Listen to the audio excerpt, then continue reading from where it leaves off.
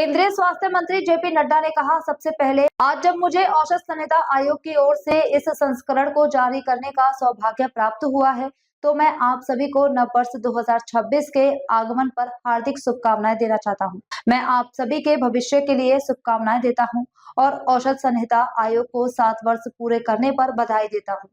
सबसे पहले तो आज जब मैं यहाँ फार्माकोपिया कमीशन की दृष्टि से जो एडिशन का रिलीज़ करने का सौभाग्य मुझे मिला, तो सबसे पहले तो मैं आप सबको वर्ष 2026 के आगमन पर आप सबको बहुत बहुत शुभकामनाएं देता हूँ।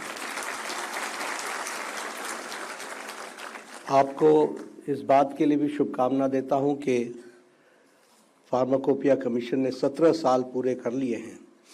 It has completed its 17 years and now it is entering into the 18th year.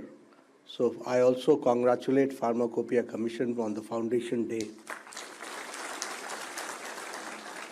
और बहुत खुशी की बात है कि जब हम फार्माकोपिया कमीशन के द्वारा जब उसका 18th फाउंडेशन डे में हम एंटर कर रहे हैं, तो हम फार्माकोपिया का जो 10th एडिशन है उसको भी आज हमने रिलीज़ किया है और वह आज भारत के लिए और दुनिया के लिए एक तरीके से वरदान भी सिद्ध होगा और फार्माकोपिया की दुनिया में वह एक अपना स्थान बनाएगा।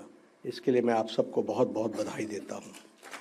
हम जानते हैं कि इंडियन फार्माकोपिया ने जो काम किया है वो एक तरीके से उसने रेगुलेटरी सिस्टम की नींव को रखा है और उसको सुदृढ़ किया है, उसको मजबूत बनाया है और इसके साथ साथ क्वालिटी में बेंचमार्क स्थापित करने का जो रेगुलेटरी सिस्टम को ने लागू करना है, उसको जो बेंचमार्क्स देने का काम किया है वो फार्माकोपिया कमीशन ने किया है।